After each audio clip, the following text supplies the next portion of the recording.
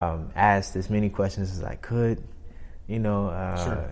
and learned to kind of light the figure in the way Yeah. that we painted from the model, and that shows up a lot too in the work. Yeah, and I see that. I mean, I see a lot of, especially like some of your pieces are almost like sketchbook sort of pages, and then in your paintings, I see them lit like a classical atelier would light Right. a plaster cast. Yeah. Right. Yeah. And so what's funny is that paired with, the illustration background, the Right. design background, that paired with line work and really like brilliant colors in some Yeah. of them, right? That you don't really find in that style Right. much, So it kind of gave me a good mix. It's like, because I remember feeling a little subconscious about not going to school. So Right. I learned as much as I could from different people. Sure. And I think that mix kind of Yeah. met at a head and gave me, the type of style that I do now. Sure. Uh, And so it's you were picking and choosing your own self education. yeah, Right. yeah. Awesome. And so that academy in Florence, I guess there was probably a lot of stress on sight drawing Oh, from yeah. Site size, yeah. Yeah. There's so much talk of site size. That was, there's certain things, because, I kind of just go at it with my paintings, and there Right. was a lot of slow down, right. which is a good, discipline to have, right? It was very formulaic. A lot of the students who went there, often taught there, later Right. in their life. And so you kind of get fed the same sort of formula, Right. which is good. You take it as it comes, and then you use it where you can. Right. I think it becomes problematic when it's all you're doing, Right. right? And then you see the alumni work, and a lot of it's very similar, from the same models, lit the same way, painted the same way, same color palette. So you can see how it's very formulaic, but it was a formula that I really wanted my hands on. Yeah. I hear what you're saying. I feel like I totally see what you're saying. And a lot of it becomes very academic. Yeah. Like it's like these figures are stuck in this Yes. half lit room, and it's Yeah. like where's the life in it, right? Yeah, and I think that the life in it becomes secondary to Right. the accuracy. Yeah. And so that was the part that kind of bored me a little bit. Right. It's the accuracy of it. It kind of gets cold. Right. You know. So do you think you apply that to your work in that? Do you feel like you work precisely in the drawing phase and then allow yourself to work quickly when you get to the color? Yeah. So it's as much as I kind of talked about site size, I use elements of it, to kind of work my way through the figure. Mm-hmm. And then once I get the drawing down, the patience is in the drawing aspect of it. And then, when it comes to actually mixing color and adding color, that's each stage is fun, but that's the most fun. Right. And it's if the drawing's right, it's the easiest part. Right. The easiest part. So it's the part that I think most artists look forward to. Oh, yeah. Figure painting. Right. Yeah. Absolutely. And so, so you would have gone to Florence somewhere in 10, 11, Yeah. somewhere in there. And so, when you come back to Dallas, was there a point where you got a break, or you started getting traction? Is there like one seminal event there, or is it kind of a slow grind? It's always a slow grind, right? Like I make this. Me and my wife work closely together now on Holloway Fine Art, and one of the things is it's like there's nothing that happens very fast in art, right? Whether you're waiting on a payment, whether you're you have a client, it's an investment. It's a luxury item in a way you can think of. It's not like needing a refrigerator or a car, right? It's something that's a necessity, something that's a must-have. Right. So it's nothing really happens fast. So you got to be ahead. So it's always been a slow grind. I think the way I consider my career starting was the residency of Fairmont, 2013. Mm-hmm. So that was, I think, was a big start. At that point, it had been a while since I painted. Right. And I still have my sketchbook, and I got the gig from having my sketchbook. I used to always have it with me. I used to carry it with me everywhere I went, grocery store, or wherever.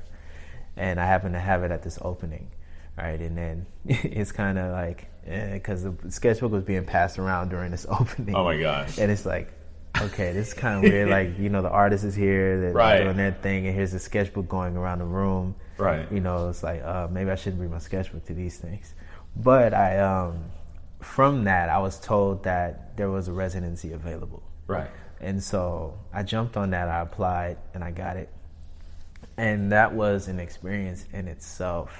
Right. That was a big wake-up call to, you could say, the art business, art world that I felt like I was kind of thrown into. There were certain things that were problematic about that. It was, it was my first time building my own canvases, really. Right. So that was one. The gallery, the guy who ran the gallery at the time, showed me how before he had to go back to his home in Arizona. Right. So now I'm here, right, by myself, just making work, hoping that I'm making the right work, and dealing with corporate at the same time with their PR. Having no experience of doing interviews. And there were just certain aspects of that where I almost quit, where it's like, this isn't worth it. Right, because their stress was being put on me, there was a couple interviews. One interview in particular, I don't know if they had problems with being in the Dallas Observer or not. I don't know what it was, but they did not like that I got that interview for some reason. Or I think it was more so I didn't tell them I got the interview because it didn't come from them. It came from this group I was with at the time, Art Love Magic. Yeah. And I did an interview with them, and I thought for sure I was going to get kicked out for that interview. I had a few cuss words in it. And I remember the one thing that rubbed me the wrong way was a couple of things. Dallas Morning News wanted to come and do an interview, and they told them I wasn't ready. And then I find out later that we never got the interview. They never came back for the interview. The other one was the interview that I got that they didn't really. I think it was KRA. Yeah, KRA who came by to do an interview, and they came down with a list of potential questions they may ask, and potential answers I could possibly give. Yeah, and I remember sitting there like, well, potential answers I could probably give. And at that time, I didn't know what category to put my artwork in. They told me to give it a title of like neo-expressionism, and I was like, okay. And I'm agreeing to these things, knowing better. And I hate seeing that interview. I have not watched it all the way through. Wow. Once it becomes, because we've talked about everything from hand motions to posture to, and I remember seeing just a glimpse of that interview and go, wow, that's not me. Turn it off. Wow. Turn it off really quick. To this day, I can't stand that interview. Right. And so it was just things like that. And at the time, I was writing on my work a lot, and they had concerns about like what I would potentially write on my work, and can we move this painting out of display as the word damn on it. And it was just like, okay, this is weird and gross. So I wrote all over the walls. I wrote these poems all over the walls, and at the end of each poem I put the word shook, because it was statements meant to shake your core beliefs, right? And so I kind of that's when I learned to mind my own business and I created my own environment and made myself comfortable. My work was hung up on the wall everywhere. I had these poems written on the wall. And, I had the guy who ran the gallery gave me permission to write on the walls. He said, graffiti artists have done it. We've had graffiti artists. So I did that, and I felt more comfortable. So whenever they came in with that sort of stuff, they were walking into my vibe, right? And that helped me last the stay of the residency. Right. That and the free food. Like the free food and that. So that helped. Also, that was when, the residency was the start of a lot of things. That was when me and my wife started dating. She lived walking distance at the Mosaic in downtown Dallas, and she came to the residency and literally never left. Oh my gosh! And after residency, so you guys met, and when she kind of dropped by, we've known each other for a while, just seeing each other different functions, inner circle kind of thing. But invited to the studio, and that was when we really clicked. Right. Yeah, and now it's like 2 kids later, and right? Like we never. I went from the residency to her place. Yeah, so it was the start of a good amount of things. Awesome. Yeah. Awesome. And so, at what point did you decide to go back to UTA and try to work towards something there? Man, that is all Cedric's fault. Cedric Huckabee, yeah. Whenever he calls me and he starts with Dr. All right, so when did you meet Cedric? I met Cedric I had a solo. It was my first solo exhibit at Florence Art in Fort Worth. It was for their grand opening too.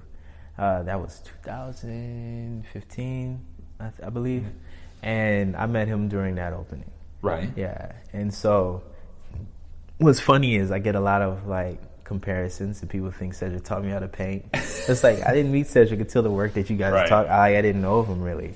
And so when I meet him, it's like we almost have the same haircut. Yes.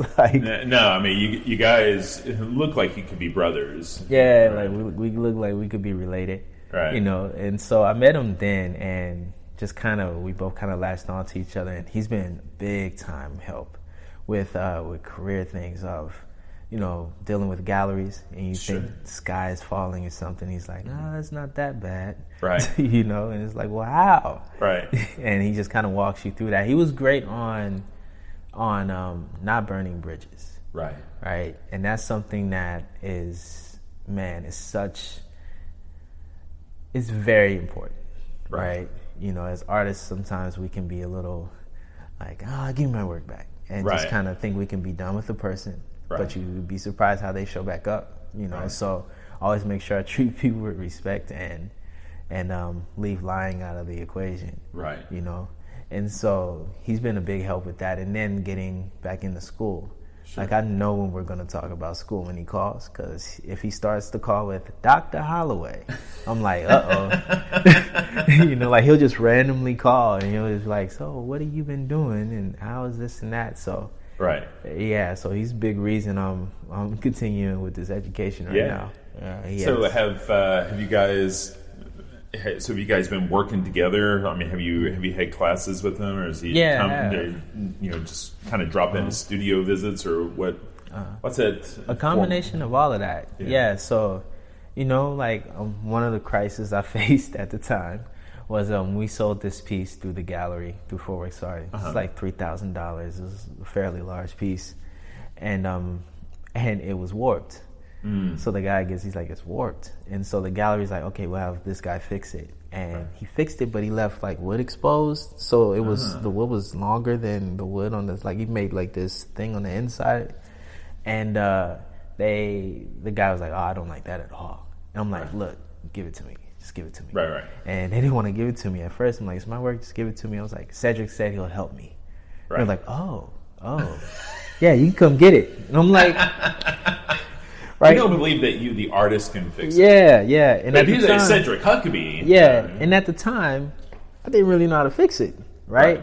But I knew that I would call somebody to figure it out, and the first person I thought to call was Cedric. And so that's when I learned to build them better, to fix warping, and he came. I remember, man, he came and we worked on this thing all night. He drove all the way out to Dallas from Fort Worth, and I think we were there till almost midnight.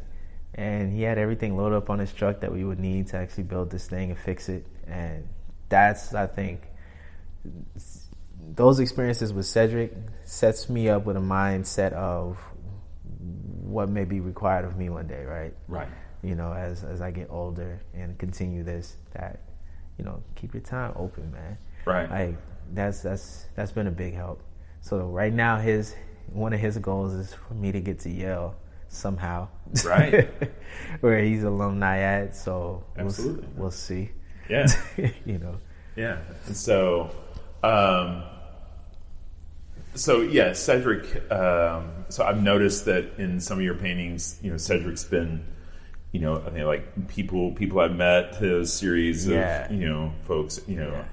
I saw Cedric in there, but I also saw a couple other